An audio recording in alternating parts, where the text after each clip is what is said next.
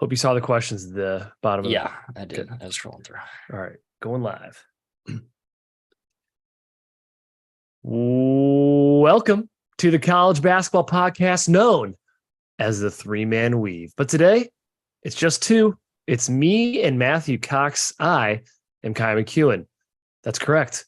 Kai McEwen is driving the production behind the scenes today on the YouTube channel. Usually a job done by Jim, but today he is in London town, Matthew, visiting our good friend, Ashok. We wish Jim many happy memories in London town. Matt, how are you doing today? Are you excited for our two-man podcast extravaganza? Yeet, hyped, amped, etc.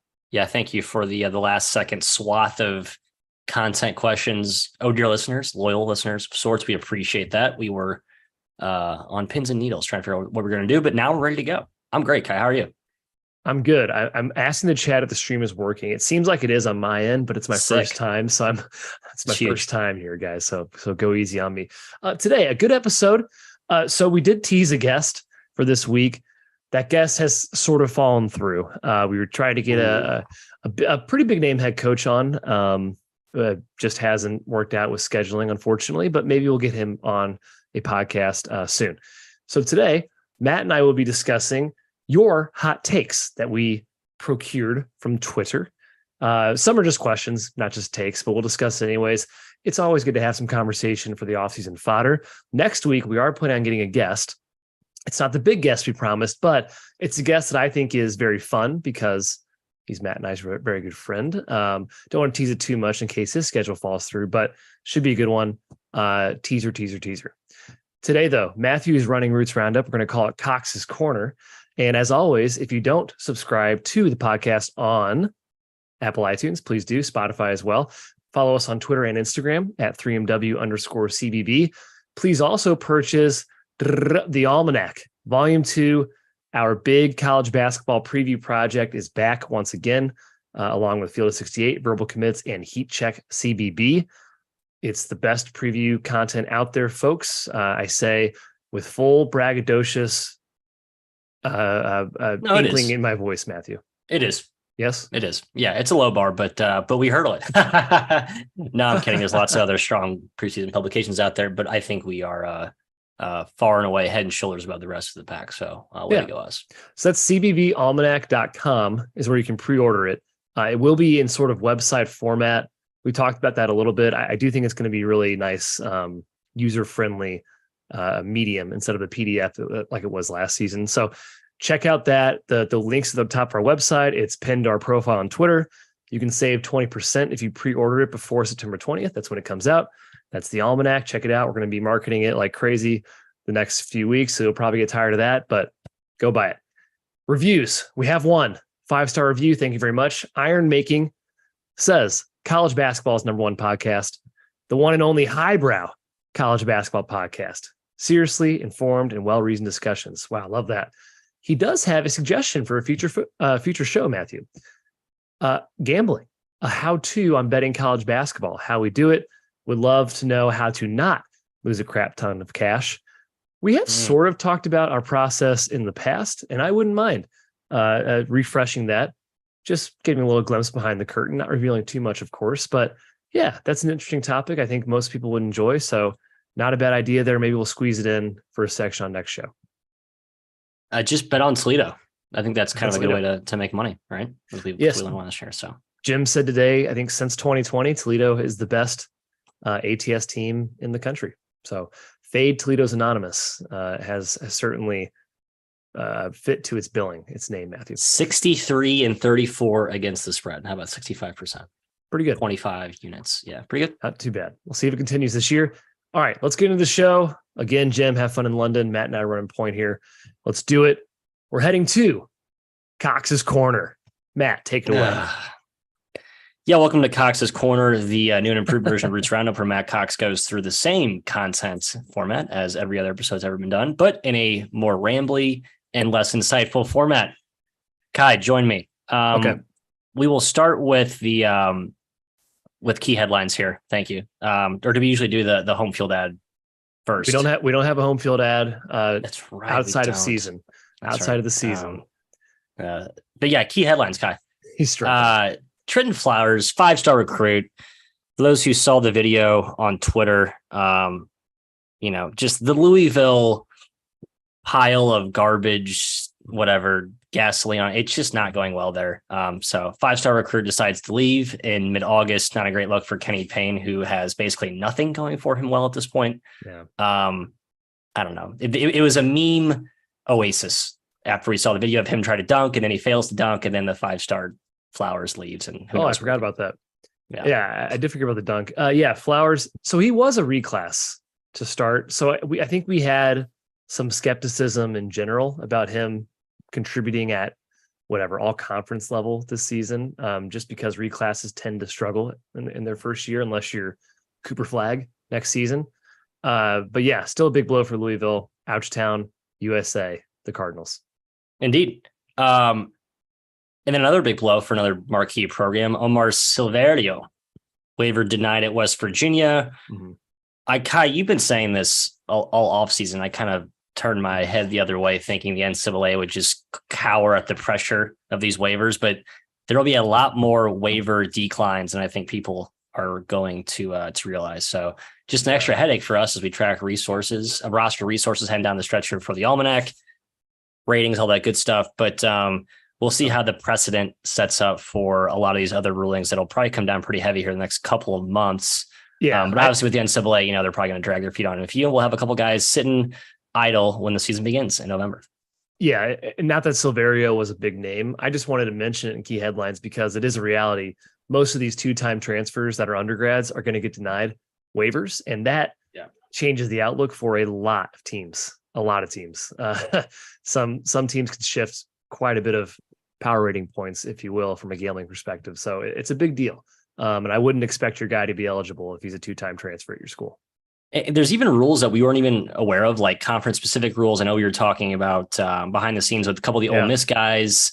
There's actually some conference stipulations where you can't actually transfer within conference after a certain date that supersede the NCAA baseline rules. Mm-hmm. So if you haven't done your homework, I would say you don't need to waste your time doing it now. Just be ready to be surprised if you're expecting everything to go smoothly for your team getting eligibility clearance. Probably not going to happen as crisply as you expect.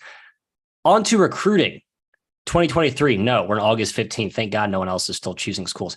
2024, a couple of 5-star choices to programs that we are not surprised by. Kansas and Texas pick up 2 more 5 stars. Flory Bindunga and Cam Scott, a name I appreciate and can pronounce eloquently. Kai, I know you've been hammering the tape on both these guys. What's the outlook here on Cam and Flory? Nothing for him? Okay, that's fine. No, as I said in the past, I don't care about recruiting whatsoever. We just do this to check the box. It's a tribute to it's an ode to Jim. Jim's our recruiting guru. At least he's the most plugged into recruiting. Although all 3 of us are pretty averse to it. Yeah. How about Notre Dame? Micah Shrewsbury. We've made fun of the Shrewsbury's roster for this upcoming season.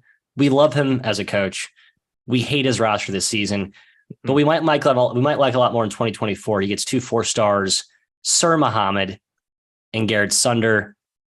Pretty big gets, because I think the 4-star variety is the type of recruit I think Shrewsbury wants to build from. Not like 5-star elite talent, but really good high-end talent that he can harvest and nurture within. Hopefully not getting poached out of the portal by other schools, but I see the vision here for Micah. Hey, behind the scenes, spoiler for Jim, I guess. Yeah, he said he probably is going to bet that Notre Dame finishes above Louisville in the ACC. If you look at both rosters, that should never happen in a million years. But Shrewsbury, that good of a coach. Kenny Payne, maybe not quite as good. Your thoughts? I kind of agree with that. I don't I might take him too. God, this is the ultimate roster. Coaching versus talent sort of test case here. We'll see what plans out. And how about Missouri, Mizzou with a 4-star, a center? Is that right? The position tag can't be correct. It's not a guard or a wing guy. We actually have a center. Peyton Marshall. Kai, what's the makeup? What's the cut of this guy's jib? Apparently he's 7 feet tall and weighs 300 pounds. So a roundhouse. Stoked. Let's go. He's like a top 75 recruit. Mizzou, we're on fire, man. I think our class is top 10 right now. Crazy. Love it. Can't wait to see you guys do a seismic identity shift and just go with a bunch of big boys barreling at the rim as opposed to the space and pace we saw last season. And then obviously the big headline news, which is a little bit stale at this point, but just worth reiterating, Cooper Flagg, who we hope plays for Maine, but we feel like will ultimately play for Duke. Sorry to spoil the beans there, but that's just probably how it's going to go. He is reclassified in 2024. You will see him at a venue near you in 18 months or so. So that's exciting. Yeah. Awesome player. One of the more fun players I've seen on the grassroots circuit. Not that I'm that plugged in with it, but this is one of those where it's like every once in a while you get a mid-major that's in contention for like a top 5 or a 5-star guy. We saw, McCurr at Howard. We've seen Harvard be in the mix for some guys. So this is cool to see at least some mid-major momentum, and then probably will amount to nothing, but it's fun race coming down the stretch to see where Cooper ultimately decides to go. He'll be a Dookie, by the way. Let's just not even get that twisted. I know it's a pipe dream for Maine. It'd be cool though. It would be cool. Hey, speaking of cool, transfers are cool. The immediately eligible ones, a few have decided. I think, to be fair, I didn't actually check on the eligibility for these guys, but I think they're good to go. We think they're good to go. These are some, late wafflers, snip, snap, on, off. So Quace Glover, stud at Samford last year, started at Florida. He went to BYU. Didn't like how that was going out for him in Provo. Kai, we know we both love Provo. And there's some NIL issues there. I'm not at all surprised that he didn't fit in with the culture. Anyway, he is boomerang back to the Midwest, and he will be playing for Jerome Tang at Kansas State, which could be a super fun backcourt. Him and Tyler Perry, different styles, but kind of a fun yin and yang if that ends up coming to fruition. And then Nenda Tarkey commits to Towson. I just noticed this as I was doing my Colonial ratings the other day. Really weird team for Towson this year. I don't think they're going to be as good as they were the last 2 years, but comes from a wild and out Toppin team that had some of the crazier results the last few seasons under Mr. Juan Dixon. And then a Cook going to West Virginia, filling some outbound voids there from Georgetown to Mountaineerland. Thoughts on any of these three, Kai? Tark, I think 3-time All-MEAC. Not Tarky, thank you. Tark, All-MEAC 3 straight years, I think. He's a big time player. Obviously, well, if you're not aware, Ryan Conway for Towson off the team due to some off the court stuff I won't go into right now. So a solid replacement for him. A Cook, Matt. The most overrated player every single season, at least by us. We always expect this guy to be awesome, to break out. I still do. He hasn't really done it. He's got the talent. It just hasn't put up, major production. Been hurt a little bit, I suppose.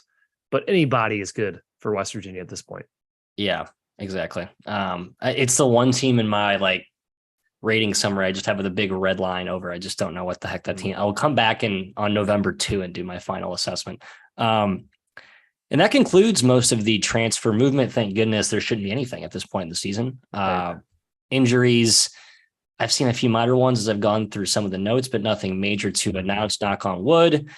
We like looking at summer exhibition foreign tour scores, don't we, Mr. McKeon? There have been some lopsided results, competition, quality to be determined.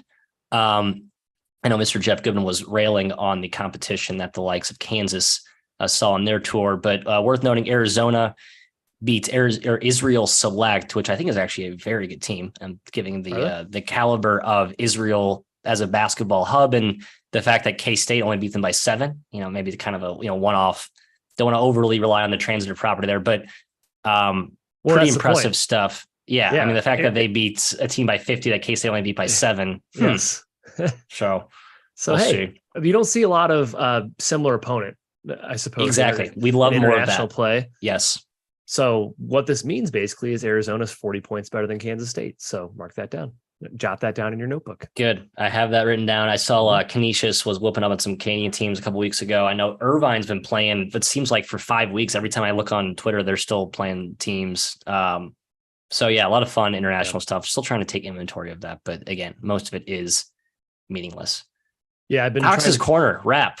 Fantastic. Kai, sorry, you're saying. I was going to say, I've been trying to text coaches that I talked to this summer if they went on foreign tours to kind of get more insight. Oh yeah, you get a little nugget from what's his face. Well, I was texting North Dakota State's coach Dave Richmond, good guy. I just said, "Hey, anybody stood out?" Everyone played well. That's the response. Nice, good. Great. Everyone played exactly the same. Thank you, Coach Richmond, for that insight. So look for a balanced. An F off to Kai, but you've been in this business long enough. You get good at just kind of the cookie cutter. We don't need to give you the nuggets you want. Here's what you'll get, and we accept it. And the tail is tucked, and we walk away. Again, that concludes Cox's Corner. It's time for scorching, red hot, white hot, bubbling, gasoline, lava temperature takes. Some of them for sure. I'll kick it back to you, Mr. Host, and I love the opening question coming from our King Russ. Yeah, from Russ. Russ. Duke Better. He says, 2 Duke prognostications worth discussing potentially. Number one, and you are going to run point on these two, Matthew. Good. Number one, Jon Scheyer will run a deeper bench this year than Coach K ever did. I don't know. What do you think? Yes. Did a little bit last year. I thought he could actually play a couple more guys. And this year, it's just such a deep team. I think he has no choice to, and I think he would be a poor coach to not play, especially in the non-conference against some of these lesser opponents. It's just a lot of bodies. You got to see what you have with the rookies. So I agree with one. Jon Scheyer is a top blank coach right now. The whole picture, or just tactically X and O? Just say 20. Top 20. Okay. The CEO or just coach clipboard? I don't know. I guess the entire kit and caboodle. I think CEO, he's really good. The in-game, in-season X and O stuff is, hey, it's year 2. TBD, we'll see. TBD, but I thought he improved massively throughout the year last season. So, Russ's second take question. After playing a slow tempo last year, this year Scheyer will have Duke run far more. To me, Matt, this makes sense. In general, it makes way too much sense. Teams with more talent should be running more. More possessions equals more sample size for beating inferior opponents. What do you think? I just look at how Jon Scheyer played, the most controlled, calculated operator in the half court of all time. And I think his team will more or less reflect that over the course of his entire tenure. Now, I think there'll be teams that run and have got guards that want to get up and down. But like Proctor, I mean, he's not like a crazy transition guy. Proctor's better in the half court, honestly, anyway. So I kind of think Duke does play a little slower again this year. Maybe a little faster than last year, but relatively still slow in the grand spectrum. Duke was 303rd offensively in tempo last year. That is pretty They slow. Were annoyingly slow at times. Yes. I mean, God, even like the Louisville game, they won by 17, which actually they kind of played pretty poorly. I mean, beating Louisville by 17 was probably not a great result. I mean, there were like 61 possessions. Yeah. Virginia 59-49 in the ACC tournament title game. Yeah, some real ugly ones. Tennessee 6-1. It's like, come on, run, push. Yeah. Well, against Oregon State too in Portland. 55, oh yeah, you saw 55 possessions and almost lost because they did that. Yeah. All right. Number 2, Coach Hastings on Twitter says, who are the Mount Rushmore of coaches that are fun and not fun to hang out with? So for my fun Rushmore, Matt, I didn't spend an hour or two on this. It was pretty quick. I went with guys I've actually met, and not all of them are current head coaches. So in fact, 3 of them are not. I went Porter Moser. I went Mike Bray. 2. Fantastic guy. Went Barry Hinson. He coached Missouri State, Southern Illinois. Yep. I went Bob Huggins. Yep, I said it. I'm not going to get in a car with him, but I would like to hang out with him. He's a fun dude. What's your fun guys, Mount Rushmore? I had Moser, and I also had Bray as well. I guess we're both biased because we actually got to talk to hang out with them at the MAC. I think Dusty May is really cool. I do. Yep. I think he is. And again, I'm just going to continue my Dusty May Mount Rushmore theme. He is like very polished in interviews, but like behind the scenes, he's just like a really sarcastic, funny. He's got, as good as Jeff would say, he's got some shit to him for sure. Yes. And then the last one, man, I think Randy Bennett's really cool. Another one who I think people look at him on the sidelines. Fun, actually. Interesting. No, he's a fun dude to talk to, man. Like really like low key, but like edgy and he's so chill and he's so not the guy you see behind or on the sideline with his kind of facade of seriousness and determination. He's actually one of my favorite guys I talk to on a yearly basis. So, Randy, yeah, that's it. Not fun, coaches. I went Billy Gillespie. I went the bully. I went Jerry Stackhouse. I've never met either of these guys. I just what I've gone off of. Stackhouse. I don't have an opinion on maybe Stackhouse. Not fair, but he's one of those coaches that is really hard to get a hold of if you're a nobody. And I hate that type of attitude. Now is he a Hall of Famer in the NBA? I mean, he's an all-star. He's an awesome player, obviously, but still, I don't like that attitude. Brian Dutcher, number 3, just based off press conferences. I mean, you can't get much duller in those, in my opinion.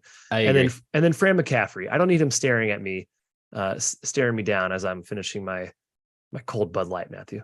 I also had Dutcher. I was really shocked by how just kind of bland I thought he was behind the scenes at the Final Four. Like, brilliant coach. Obviously, he's done an amazing. In no way is this an indictment on his ability to coach and run a program, but just a 0 on the charisma scale. I'll say that. I don't know. A lot of these other ones, just there's a lot of cookie cutter cliche guys. I tried to get to like just really boring to like dickish type dudes. Yeah, I don't know. Did we like John Calipari, Kai? Not that he gave us the time of day at the Mac. I really just thought he was kind of a prick. He came off as a pompous a-hole, to be honest. And, you know, he's every right to be that way. So I'm not going to knock that again. I don't think anyone has the right to do that, Coach K. But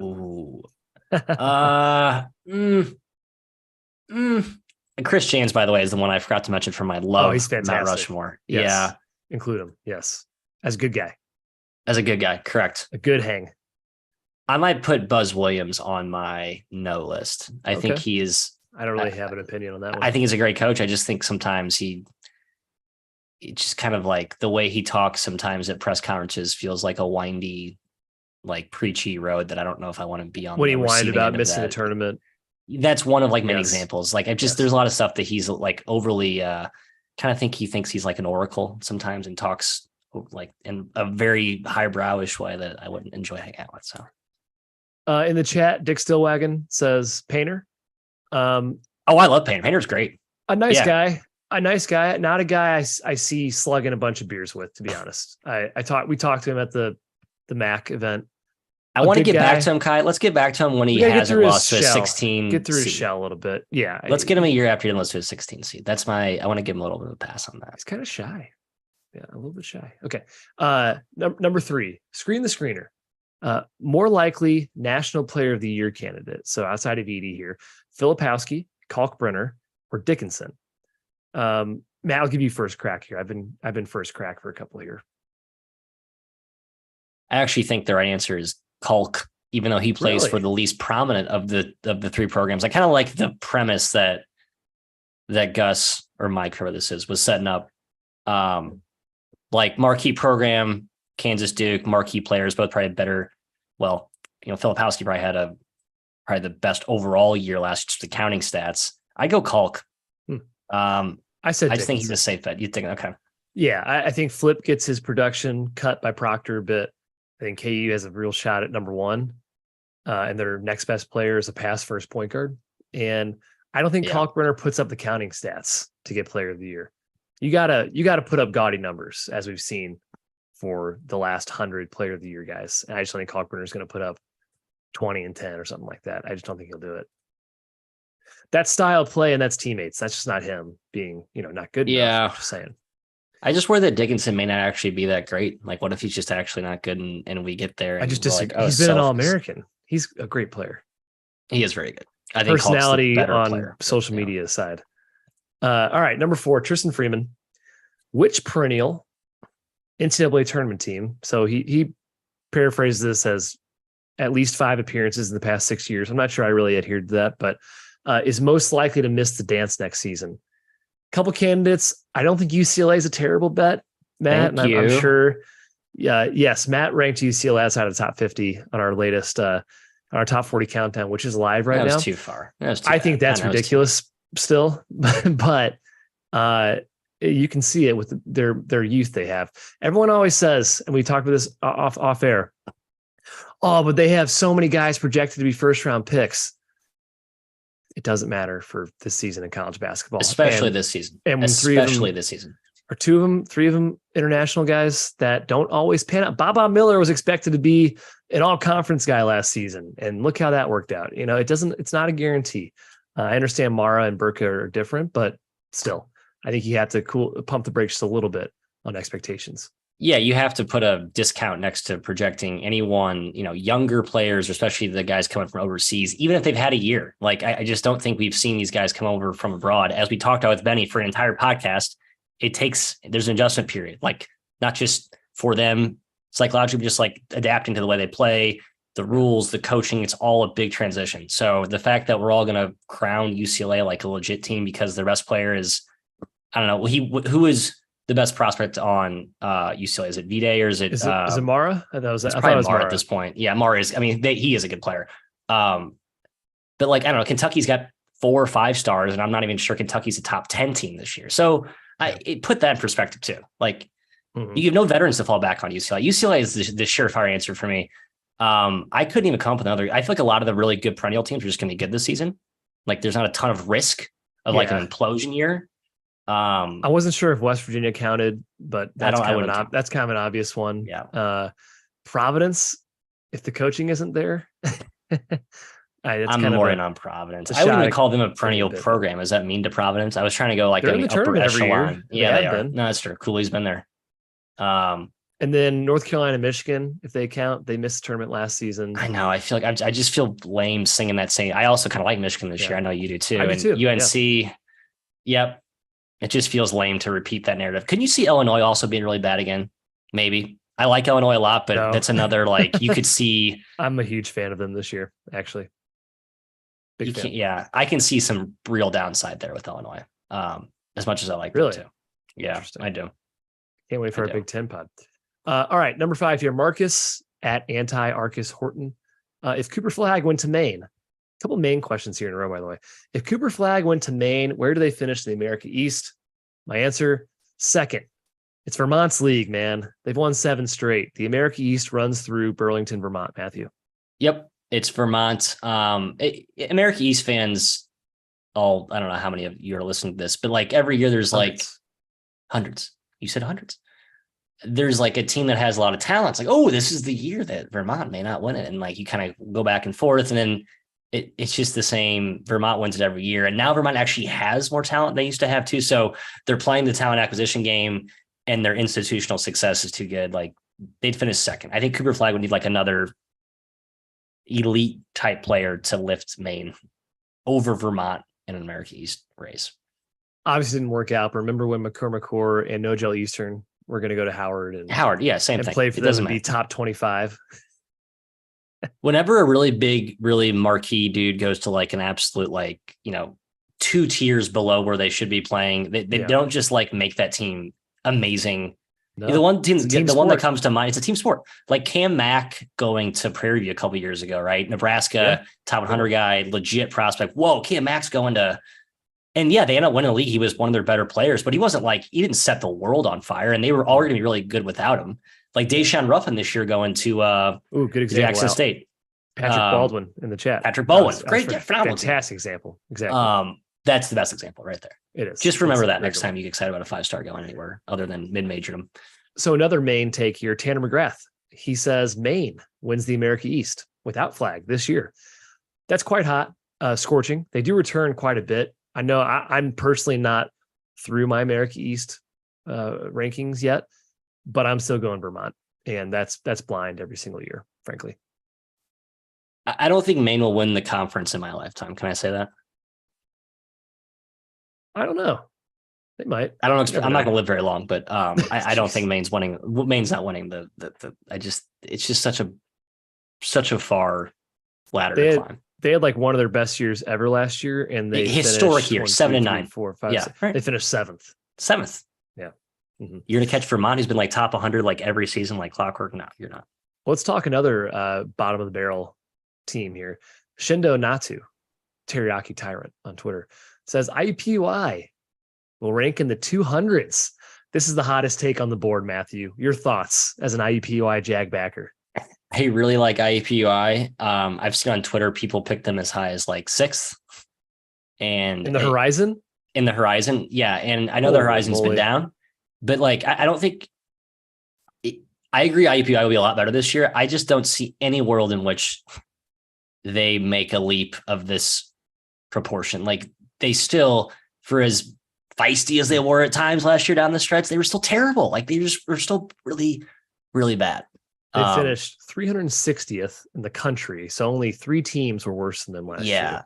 Yeah. They finished 10th in the Horizon, 120 spots in KenPom back of the 9th place team, and 7 games back of the 9th place team.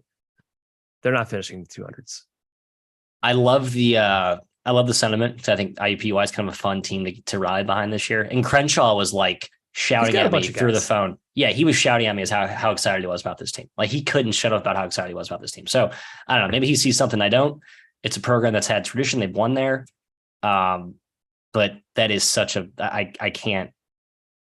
Even picking them outside of last is hard for me to do. So they won there with Ron Hunter, who is a fantastic.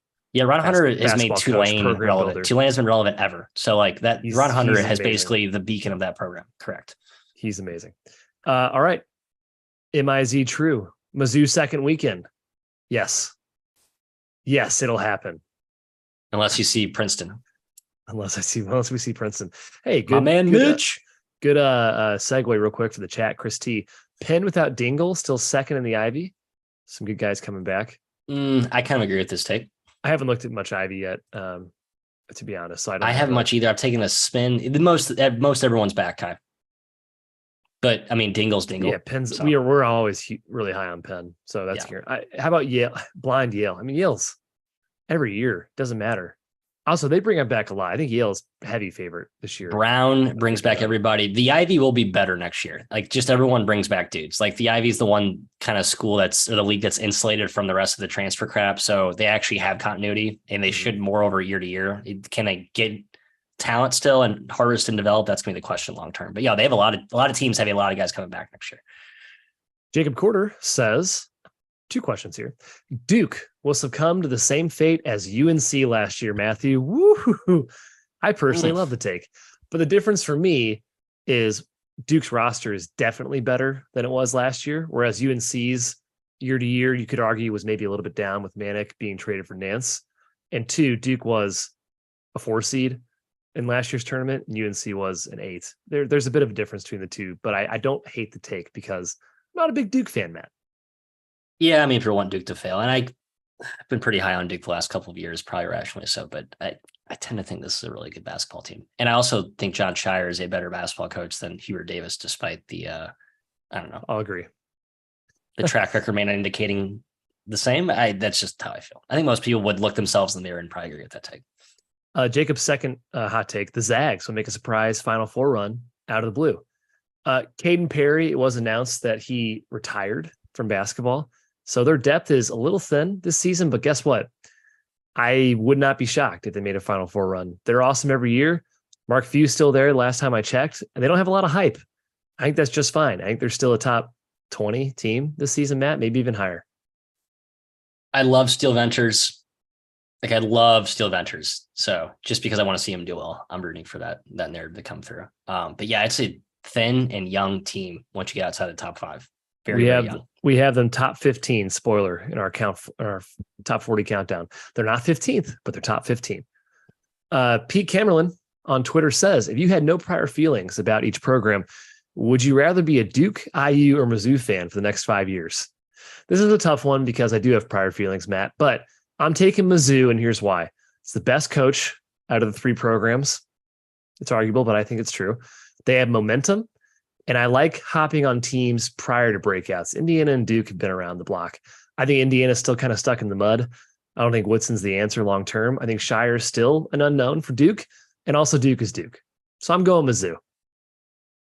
I'd put IU last. That's all I know for certain of this. Because Mizzou kind of has a Sweet 16 Elite 8 run will mean more to Mizzou than it would to like Duke, obviously. Yeah, so absolutely. You kind of have to normalize for that. I also think IU is going to find themselves in a weird no man's land period in a couple of years. With They're in one. They're in one right now, maybe. Yeah. And I still think Shire's really good and Duke's going to be really good. However, the year over year expectations being title or bust doesn't exactly make you think Duke has to win a title for sure the next 5 years to make that the right answer of these 3. I think I don't know. Gun to your head, Kai. Duke wins it one title the next 5 years. I would say yes, right? Yeah, I guess. I mean, I don't know. I was just looking. They're probably a dog to do that. Last title is 2015. Yeah, they're a dog. I think most teams are dogs to do that, of course. Yeah, that's true. I mean, every team probably is, but yeah, they're probably most likely. Maybe Kansas to win a title next 5 years. I think Kansas and Duke are both probably like 2 or 3 to 1. It's the same 2 or 3 to 1. The program, the Blue Bloods, whatever. Yeah. All right, West Pine Bills. 2 things. 1, who makes tournament sooner, SLU or DePaul? It's SLU for me, Matt. DePaul's doomed in the Big East. SLU. Yeah, They're DePaul. Sad. Nothing. Yep. We're from St. Louis, by the way, so we do root for SLU. Yeah, go for it. Go Bills, whatever. Like an A10 tournament run is more likely than a Big East tournament run for DePaul. The Big East is just too good. You can't even get hot over a 3-game stretch and win that thing. You're just too good. Yeah. And unfortunately, they're kind of doomed to the basement of that league, especially with Georgetown getting Cooley now. Yeah. His second thing, I kind of forgot saying this actually at the end of last year, so this is good to get a reminder here. Following the A10 tournament last season, Kai expressed the below thought. Basically, the thought was, I'd be surprised if Travis Ford didn't get fired after last season's performance. He says, seeing how the offseason transpired for SLU, do I feel the same or do I feel differently? I don't really feel that much differently. Frankly, I am still a little surprised the move was made. I like Travis Ford. I talked to him this offseason as well, but I would think this year's a kind of a make or break year, and the roster is not nearly as good as last season. There's no Yuri Collins in this team. Yeah, I kind of put Travis Ford in the Tom Crean boat, just to use my Indiana anecdotal example. Like, probably gets too much flack for how good of a job he's done. I think he's done a pretty good job there. Had some really unfortunate timing incidents with injuries and COVID, and when his best teams kind of all came together. But there's enough discernible flaws in the resume, and the time he's been there, the time that's elapsed, I think you're at the point where it's tough to get off the hot seat fully and emphatically and regain the fan trust. So yeah, it just feels like it's a better play for both sides to part ways sooner rather than later. That's kind of how I feel about the whole Ford thing. So I just want to check how long he's been at SLU. It's been 1, 2, 3, 4, 5, 6, 7. 2017 first year. Yeah. 8th year this year. Yeah, it's probably about that time. We'll see what he does this year. 12, Cuz Lightyear says, who is the most successful coach of all time that had or has also previously played for that same school? It's a good question. At first, Matt, I said I couldn't possibly know, but guess what? I have an answer. Do you have an answer? No. What is it? It's Jim Boeheim. Oh, okay. I think that's a good answer. I have not run through the gamut of coaches that have played for their school, but he's a Hall of Fame coach. He was at Syracuse for 40 something years, something like that. It's a solid answer. Thank you. Matt Painter. Yeah, not as accomplished or as old yet, but obviously Boeheim's got a title, like 500 wins. Yeah, it's Boeheim. Fair. It's Boeheim. Ethan Wright says, I love this idea from an old Titus and Tate episode. Shout out Titus and Tate. What are some sleeping giant programs in your eyes? What advantages these schools not make full use of, and what's holding them back? Would love to hear some from all levels, programs that would be conference contenders yearly. I wrote down a few names, Matthew. I'll let you start with one. I think the conference realignment is a great indicator as to programs, because I think this question, if you really want to get this right, is like behind the curtains, like money coming in, geographical, allure, just in terms of upside of potential to grow and attract not just paid coaches big to keep them, but also attract new coaches as those coaches depart. Right. I kind of think Florida Atlantic's going to be in a good position just with where they're located. The move to the American, they're being taken more seriously now. I know I keep harping on that drum, but I think that could be, especially if they lock up Dusty for a decent while. And I think they're going to have a ton of money coming in. And again, can you roll that momentum forward? If you can't keep a coach for forever, can you get multiple good coaches after him to keep what you had going? FAU is one I had written down. Kai, what else you got? That's kind of a deep sleeper. Mizzou. They have a ton of resources. They were once a proud program, awesome coach, firmly in a conference with staying power. That was my big, it's a homer take, of course. A couple smaller schools. I said St. Thomas. I think eventually they're going to get to a bigger league, and they spend a lot of money Minneapolis. on sports. Yes. Yeah. Mm-hmm. Spend a lot of money on sports. That goes for football too. They'll be an FBS someday. Bryant also have been moving up the ranks in terms of basketball and football leagues. They seem to spend a lot of money on programs. And then I went with like the new Big 12 schools, UCF, huge school, good location for getting recruits. Cincinnati and Houston, both storied programs with bigger budgets now. Houston, you could say, has already arrived pretty much, but both those programs I think could take off or continue to take off or be powers in the next few years. Yeah, I agree. I mean, even within the, I think the American and Big 12, like some of those regions, I think those are, even North Texas, man, like North Texas is, pretty good, big fan base, big market, not so far from Dallas, Fort Worth area. I think they've had that could be one too. I don't know. It's a great premise though. I think this is one I'd like to sit down and think about it for worth a deeper dive. 2 or 10. Yeah. 10 beers. Yes. 14 Z at Afraid of Heights. Ooh, I like that name. I didn't understand that at first. Can you talk about the Big East and its spot as the only basketball centric conference in a football world? Yeah, it's a great league, Matt. Here's my one ask for the Big East. Don't add dumb location teams to the conference. Don't add Gonzaga. Don't do it. I want to see it. I'll keep geography, in my opinion. I think it's cool that they're in a position to actually bring back some of the old schools they used to have. If they really want to like keep pace with the arms race of program powers, where they brought back Pitt or they brought back, Syracuse or some of the older programs that were initially in the league that were actually brought in or targeted when they were putting that together because of football. And that would make the Big East officially my favorite conference because not only would it have at least some semblance of history and tradition and sustained rivalries and a geographic location, but like it also has like some, football and basketball synergies with those teams. So I love the Big East as it is. I love that move for them. I hope they can make that happen. So at least there's one conference out there that makes sense to me. Luca Greco says, Texas wins the national title. Hot take indeed, Matthew. I'll believe it when I see it from Rodney Terry. Yeah, no. Texas actually, by the way, almost made my really good program that may not make the tournament this year is like a really, really, really Hail Mary prediction. I think they're going to be awesome. I think you're right. Could see it going sideways. So yeah. Okay.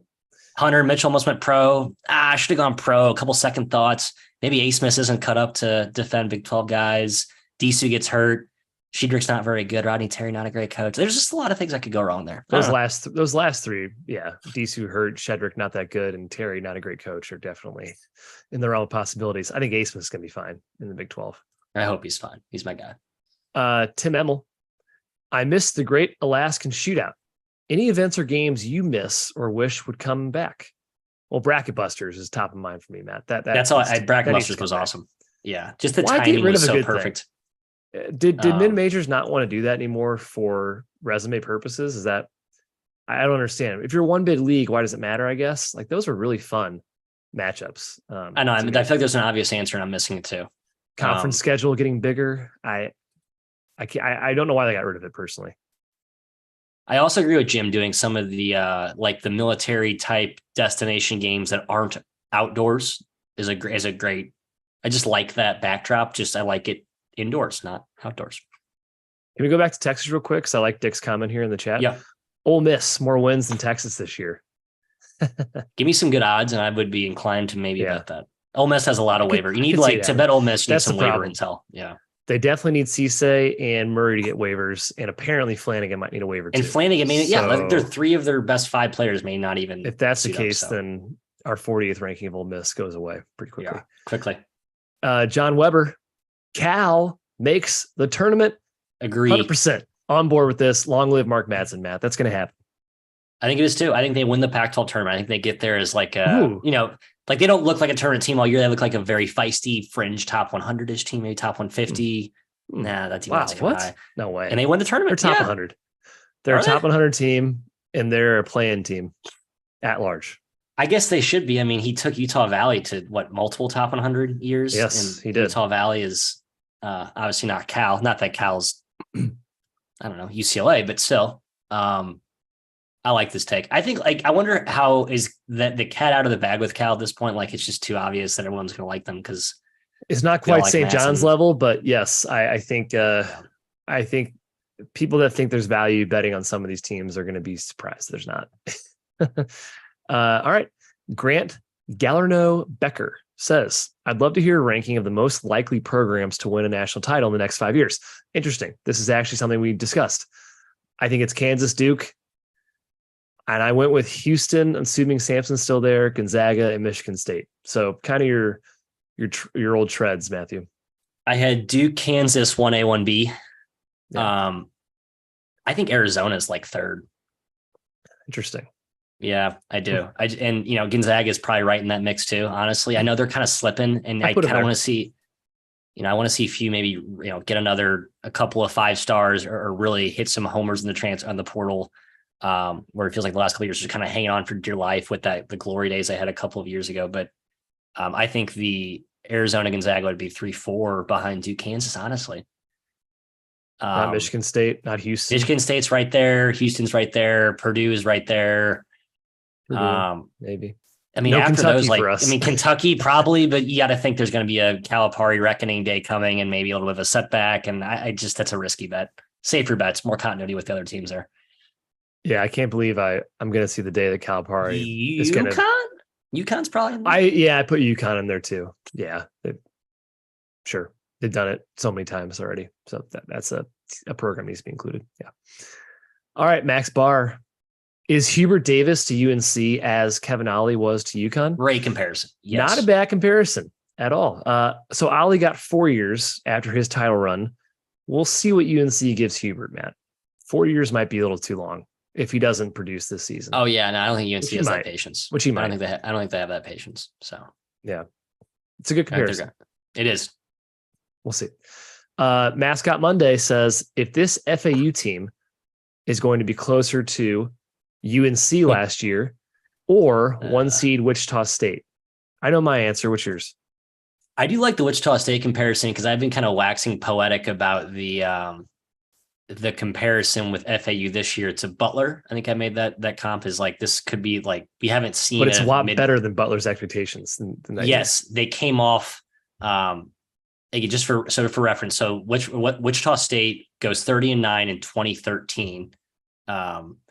They lose to Louisville, right? Very close game, devastating loss, go to the Final Four. It's a national team. And then they come back, go 35-1. They don't lose all year until they play Kentucky.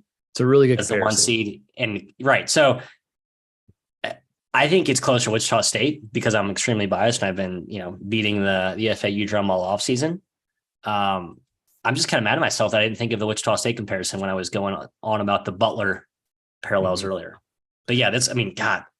Wichita State was, and at that point they were true mid-major too, right? They're kind of in that same boat of FAU, they're moving into like the high mid-major ranks, but they're still a mid-major. And it's just this once in a lifetime core where you have, well, now we know as a full max player in the league and Fred VanVleet. Ron Baker obviously was awesome and just had a really good coach and a good team. So I was distracted a little bit by Aaron in the chat here. So he says, Ollie's way better than Davis. The wheels didn't fall off till 2016-17 under Ollie. That's true. He only made one tournament after he made the championship. So yeah, at UConn, which I think has a lower bar than UNC. I mean, the UNC season following their title, they were worse than UNC last season. So I think it's a pretty apt comparison, frankly. And I totally believe Hubert Davis can get a 9 seed this year, which is what Ollie got in the year following missing the tournament. So I don't know, man. I don't think you can call Ollie that much better right now than Davis. We'll see. I'm looking at the roster. They had the Jalen Adams. Everyone thought he was going to be awesome. He was fine. And Rodney Purvis, the NC State transfer, who I never liked. I kind of ran into some bad players there. Remember, Vance Jackson and Christian Vital. Those guys stunk. They're bad. Vance Jackson played for a lot of teams. Was good. Yeah, Vance Jackson moved around. Vital was good. Vital was good. I'm sorry. Vital was good. He was too young at that point. That's right. He came as that's right. Yeah, okay. Hey, question for you in the chat real quick. Thoughts about Utah? You're a big Craig Smith guy. I love Craig Smith too. Love Utah. Is this the year they're finally breaking through? You guys have been high on them too many years. I've poured cool water on that. The roster has not been that good. Your thoughts this season? I don't love the point guard situation. It's a better roster. I think Carlson's awesome. And Raleigh Worcester. If I could go back in time and reenact the Raleigh Worcester, Stephen Ashworth backcourt, which was 2021, I think, right? No, this was Utah State. Played Utah. Worcester. No, Utah State. That's right. Before Ashworth never played for Utah. Yeah. But they were together at Utah State. Yes. I want to see those guys come together again at a certain point. So maybe Ashford does another transfer after Creighton comes down to. Does he have one? No, I don't think he does. I don't know if he does. I love Utah. I think they're going to be good, better than people think. Don't sleep on them. Yeah, that's probably a fair take. All right. Two more questions here from the hot take section of Twitter. Excuse me. GW Final Four says, of the one bid conferences last year, which do you think are best positioned to be multi-bid in 23-24? I think the obvious choice here is the A10. Have several usually very good programs. They've been a multi-bid league in the past, and last season was the bottom of that league. They hit rock bottom. However, VCU is a new coach. SLU is not as good as they were last season. Dayton is still dealing with a bunch of guys coming back from injury. It's not a guarantee, Matthew. I like the Valley. Okay. Yeah, that was my second answer. Always a candidate. Good guess. The Ivy is too much of it's too big of a sleeper. I do think the Ivy's going to be. It's just never done it, right? And I was trying to get aggressive here with my thoughts. Can't remember. I think they got close one year, right? Didn't Yale was? Can't recall. Anyway, the Valley's the right answer here. Like I think the leagues like this, like the SoCon, the Colonial, and the WAC, the way the WAC's kind of been reshuffled this year, like it's going to be, there's not many teams, the leagues, I should say, with like two legit teams that could be top 60, top 75, even top 100 good. The WAC is a sleeper. They had a lot of good teams last season. So it's just, I don't know though. I don't think they've made I don't think they have multi-bid. No, they have not. Deeper sleeper. How about the Sun Belt? If somebody I was thinking Sun Belt too. I was going through those teams. No, I was going through the rosters. Like, yeah, I can see Sun Belt. If someone gets red hot in non-conference play, which we kind of saw last season, James Madison is gone. Am I crazy? They all here's the problem. They all James beat Madison up on each other Marshall were really good, right? Yep. And they all beat up on each other last year. They have 4 top 100 teams. 4. It's not crazy. I think A10 though, followed by the Valley. Yeah. I might go Valley one. Valley's my first answer. Over A10. Yeah. Yeah, it could happen. Sure. Last one here. JP, can we finally and officially give Matt Painter the nickname Mr. March? I'll hang up and listen. Oh, come on. I said, poor Matt Painter. So he does have that stat, Matt Painter, of losing to is it every single seed? Yeah. Except maybe I forgot, he might be missing a couple seeds there, but it's pretty darn close. I hope he wins it all this year. I'll be honest. We've talked about small sample size theater in the NCAA tournament. There's so much variance that can occur. Maybe Big Ten teams are a bit skewed and more likely to be beaten by plucky underdogs because of their style of play generally. But I still think it's a crapshoot. I think it's kind of a more of a luck thing that the Big Ten and teams like Purdue have struggled in the past. Just my take. More so that I'll say. The people who were fist pumping the hardest when Painter lost were Fran McCaffrey, who has lost 1, 2, 3, 4, 5, 6, 7 times in the first or second round. His last 7 times going there. Yeah. Also a great coach, by the way. But again, there are some stylistic limitations to how both Fran and Matt coach. I just happen to like Matt better, as most people probably do who've interacted with either. Yeah. So I think it's worth pointing out, I like throwing guys under the bus who maybe have gone off the litigation hot seat. So, I want to elevate those guys just to make sure that they get the flack they deserve in the light of the Painter shade. I just want to, this is my favorite thing to mention when we talk about coaches that can't win in March. This was, now he made a Final Four before this. But this is the run, Jay Wright, 2010, round 2 exit, then a round 1 exit, then he missed the tournament, then a round 1 exit, then a round 2 exit, then a round 2 exit. 1, 2, 3, 4, 5, 6 straight years of no tournament, round 1 or round 2. And then he won 2 titles in 3 years. And most people named him a top 5 coach in the country. I'll give you one more. How about Mick Cronin? Cincinnati before he went to UCLA. Sure. Yep. A guy who couldn't win in March.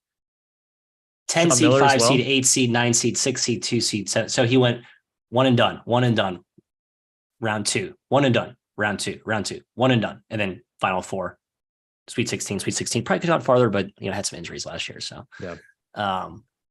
yeah, it's all nonsense. I just don't think that's a real thing. Coaches evolved; they're too good to just do the same thing they've always done, and variance is a bitch. But eventually, it swings your way. Sure does. The old Lady Luck smiles on your day sometimes. And we smile on you, dear listeners, of the Three Man Weave College Basketball Podcast. Thank you for tuning in. This has been episode 316. We're back next week, most likely just me and Matt, as Jim continues his London adventure. Hopefully, we'll have a fun little guest. It should be fun to talk to this fellow. Again, tease. He is a basketball guy, so if you're not, we'll be talking basketball. Till then, please do subscribe to the pod. Please rate us. Please check us out on YouTube sometime. And enjoy the rest of your week and weekend. We'll see you next time. Cheers.